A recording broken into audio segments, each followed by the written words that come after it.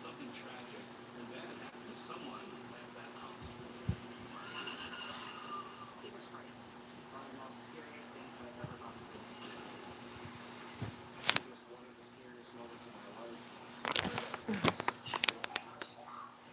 It'll stay with me forever. It's something I'll never, ever, ever forget.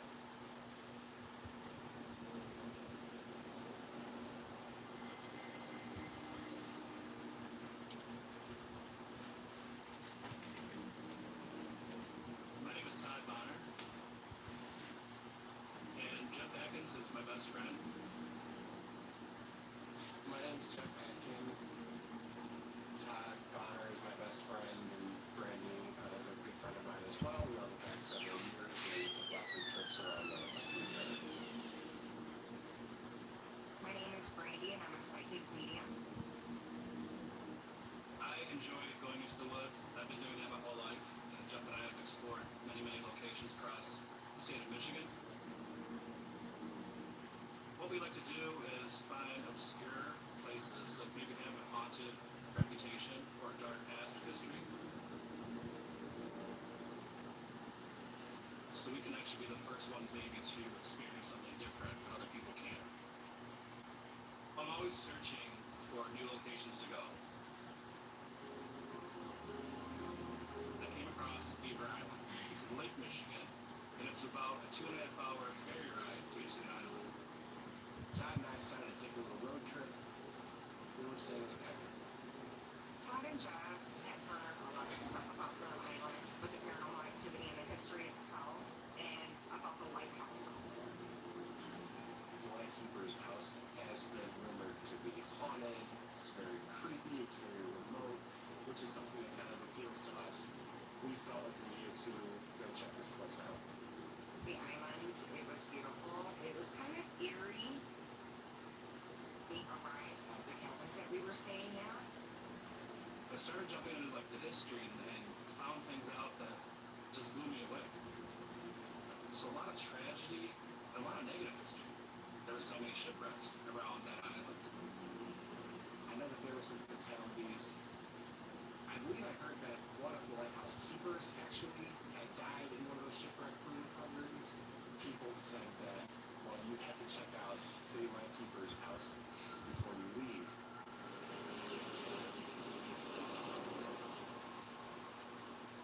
There's rumors that one of the lighthouse keepers was murdered. His whole family was murdered at the Lightkeeper's house. It could be whoever murdered that family is still there, but basically it's been abandoned since then. I wanted to find out what really happened at that house. We've been exploring a lot during the day. So by the time that we went to check out the house, it was pretty late. It was probably around midnight. We're driving down this long dirt road. I started feeling really nervous and uneasy. It was pitch black. There was nothing. Just woods, woods, woods, woods. And as we started to get closer, even though I didn't know exactly where it was at, my heart started racing. Something wasn't right. I just felt on the way there. We pulled up to the Lightkeeper's house. It was kind of amazing to see this structure in the middle of nowhere. The woods cut all out around it. The house has a certain feel to it, almost like electric. You can feel the energy of this building. I was excited. It's where I wanna be. Still, at this point, wasn't sure why. It's where I wanna be. It's where I wanna be. Okay, I tried. One more time. It's where I wanna be. Okay, forget it. Yes, I can't get it. Whew. Happy Sunday blessings. Got that one though. Y'all, it's late in the evening on Sunday and I'm watching, it's called Terror in the Woods. And it's where these people have been out in the woods and they saying that they done seen Sasquatch. Let me say it in their words. Or a large humanoid creature. Okay, a large humanoid creature. Lord have mercy. You know what though? Actually, I watched a couple of these, and of course, I'm like, please, it ain't even real. But y'all, one of them kind of got me. Now, I don't believe in that kind of stuff. I don't believe it's no Sasquatch out there. Could be though. But the crazy part, one of them that I watched, it kind of sounded like something was out there because of the way the guy told the story. It was some stuff that he said and how he told this story when it happened. Especially when it came to a part about the dog. I think it might have been something out there running him down. It was him and his stepbrothers. And then once they got back to their house, something was shaking and beating on the side of the house and stuff. And they went out there later on, and it was like some big old footprints, and the dog was trying to break off the chain. Now that one was, I'm gonna say, very realistic. Hold on, because I'm trying to find me something else to watch. I ain't wrong for that. It made me so nervous the way that one, because normally, like I said, I don't even believe in that. But the way he told that story, now my window's right here. I started seeing something out my window, no joke. It started messing with my mind a little bit. I started seeing a shadow. See, I'm looking out there now. Let me stop. I started seeing a shadow or something. I jumped up and closed my blinds the way he told the story. I think it was something out there. I'm not watching no more of this stuff tonight. Let me find me something else. Because, see, now the way he told the story, I'm going to have to get up, put something up against all my windows, and the front door and the back door, so I can be able to sleep tonight. Hold on. Let me find me something else that can get my mind off of that. Because that's going to kind of scare me a little bit.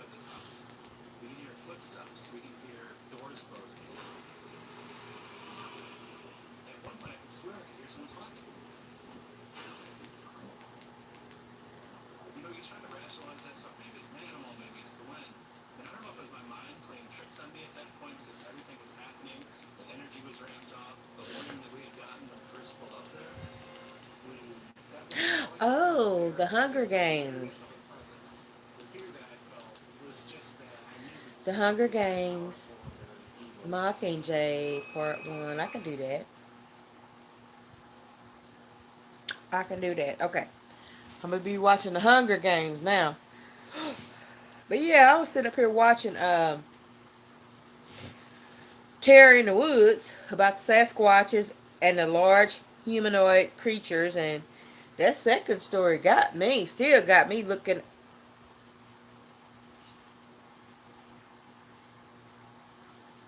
out my window. I'm finna get through and shut the whole thing down. I'm gonna close my curtains too. It's like, ooh, let me stop. Y'all, how was your Sunday? I hope you had a wonderful and blessed Sunday. I know you have. First of all, God got you up today. God is such a good God, a powerful God, a mighty God. Let me turn it down. It's got music. Okay. I know you've had a wonderful and blessed Sunday. God is so good. If you didn't see the Sunday sermon note, check out that Sunday sermon note.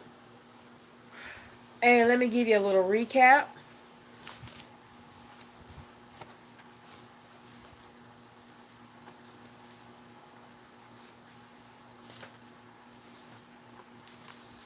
Hold on.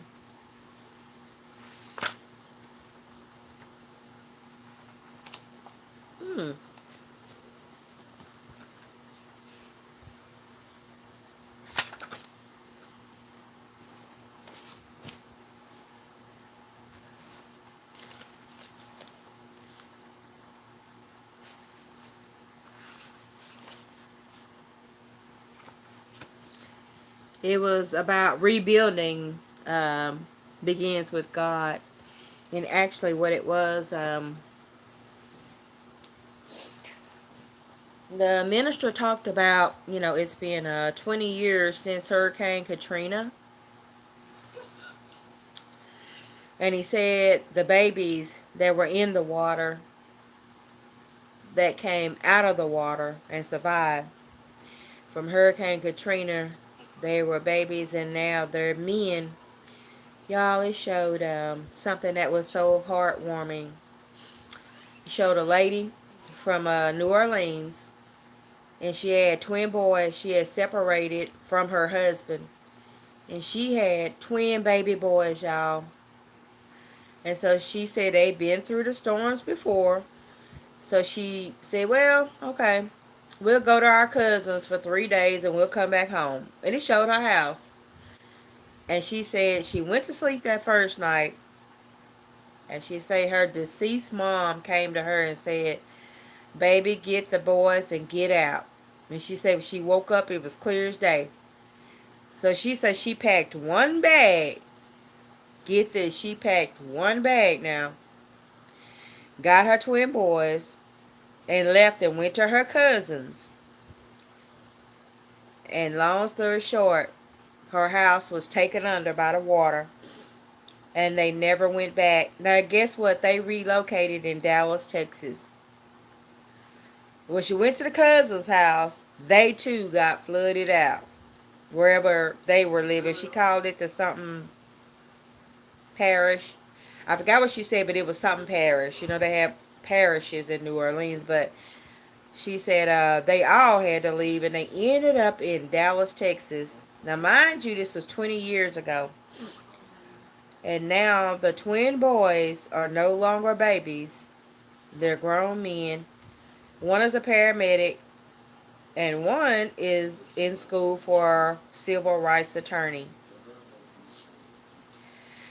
It was riveting to me because she said, oh, we've had to leave before. The waters always come, but they go.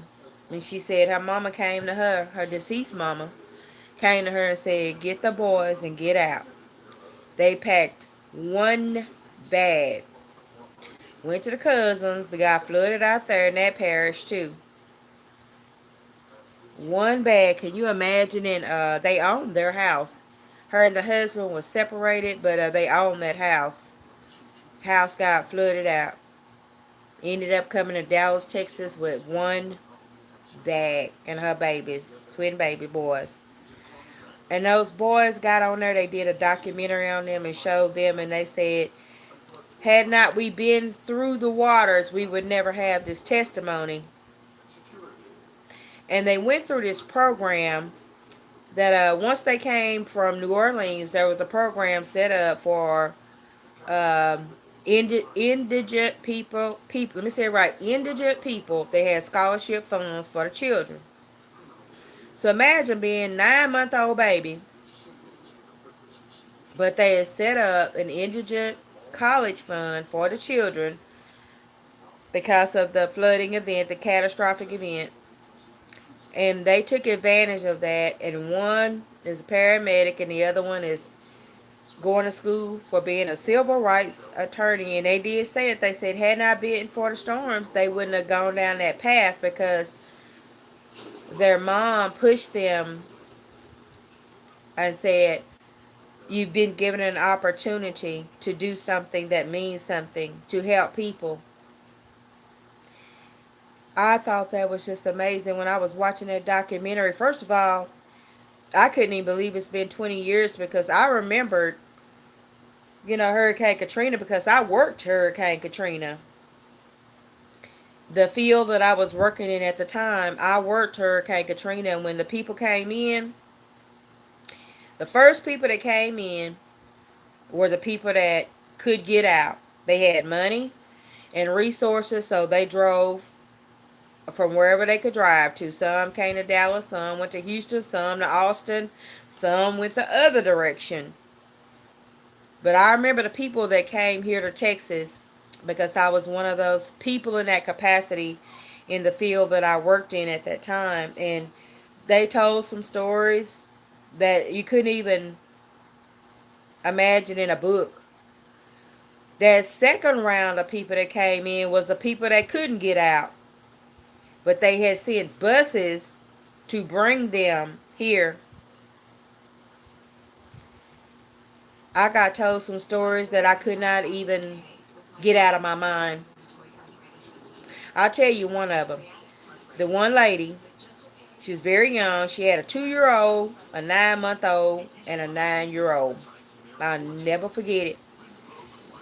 And she said she went to bed. They had told them, get out or go to the convention center. She said she didn't have no car. She just had a little baby, the other toddler, and then the older child. And they told him, get out and go to the convention center to higher ground. And she said she didn't have no car. She went to bed at 6 o'clock that night. She said at 9 o'clock, she thought she was dizzy. She thought she was dreaming. And so she opened her eyes up. She thought she was, well, she said, I thought I was tripping. And she said she stepped off her bed into water that came waist deep. And then she said, I'm not dreaming. So she said she took out running because her babies was upstairs. And she said when she was laying there, she thought, like she said, I thought I was tripping at first. Because she was like, you know. And then she said she woke up and sat on the side of that bed. And as soon as she put her feet over, water was up to her midsection. And she said, oh my God, she just took out running upstairs, my babies. She said as she ran up those stairs, that water was coming up with her. I can't even imagine. And then she said by the time she got upstairs, she grabbed the little baby and then a toddler. And then the other child, the bigger child, was coming up. And she said, get to the attic. And she said by the time they got to the attic, and she pushed out some little window up there. And then she had the bigger child go out the window first. And she got the 2 little babies up there. She said by the time she got out of there and they was sitting up on their roof, that water took that whole place. They was sitting up there. And then she said the little baby was crying. They was up there for 2 days. The little baby was crying, was hungry, needed milk. The toddler was crying too. And her older child was just looking like, Lord have mercy. So they was up there for 2 days on the roof. So she told me, while they were up there on the roof, they kept seeing logs going by because the water was so high. And she said they were sitting up there and the baby was crying and they just kept seeing these logs floating by in the water. So she kept telling her oldest child, help is coming, help is coming. And these logs was floating. All of a sudden a man came along in a boat and said, I'll be back. I'm helping people. I'll be right back to get y'all. Just be ready. So she said the man went by in the boat, came back, and told them, when you get in the boat, close your eyes. So she first put down a little baby, then the other toddler, and then her 9-year-old. And then she got in a boat, which she said was the size of a small canoe. And she said, she was like, are we going to tip over? And he said, no, but just close your eyes. They got in the boat. And she said by the time they got going, she was nervous because the boat was so little. She opened her eyes. And what she thought was logs floating by was dead bodies. And so she started screaming, freaking out. And long story short, the little man told her, I told you keep your eyes closed. But he got them to safety. And when they got to safety, she said it was people, hundreds, thousands of people where they were. Now that was the first catastrophe when she told me them was dead bodies. So she thought when they were up there on the rooftop floating, it was dead bodies actually in the water, people that drowned. But it got worse when they got to where they was going and the little man got them out the boat. There was a whole bunch of people and she said she was smelling this smell. And she said the smell was dead people. It was elderly people that was like in wheelchairs, and they had got them out, but then they had passed away. And they were sitting there, and it looked like they were sleeping, like in a wheelchair, like with their head down, but they was dead. When you need a lift, you could use a big financial friend or BFF. Experience When she told me that, strong enough then to I push lost it. past financial obstacles. I'll never forget When it. you need a Hurricane relief Katrina. expense, you have new solutions. But the sermon notes today was about rebuilding Well, with you do God. have that big financial friend. Wherever major And that if emergencies God happen, could rebuild Katrina after it was wiped out, He can rebuild your life. And it takes a big God, this big God that we know, to rebuild your life. It takes this big God that sent His Son Jesus to rebuild your life. And sometimes He has to relocate you. God have mercy. To rebuild your life. Sometimes God got to relocate you. Not only mentally, spiritually. Lord have mercy. But physically to rebuild your life. I tell you what. We serve a mighty and powerful God. We serve a good God. All I want to say is, if you're listening to this, let the Lord rebuild your life. He can do it for you. This big God that we serve can rebuild your life. And your life will never be the same, and it will be for the better and for the good, because God wants nothing but the best for us. Want to get on here real quick and share that with you. I'll probably come back later on. Just know that I love you, and just know that God loves you more. You know, it's coming up on the anniversary of me losing my daughter. God has rebuilt my life. Normally, it'd be about a week before that I start kind of going into a challenging state of mind. But it started early this month. Yesterday, I just found myself crying. You know, I think about my baby girl every day, but yesterday I just found myself crying. I couldn't help it. I try not to, but yesterday I just went on and let myself cry, and I let myself cry today. It don't matter what you try to do. You can't help it. When you lose a loved one, especially a child, I wouldn't wish it on nobody. And my daughter was 33 years old. I had her a long time. And I know she's with the Lord, though. She good. All right, y'all. I'm going to go. I'll probably come back later.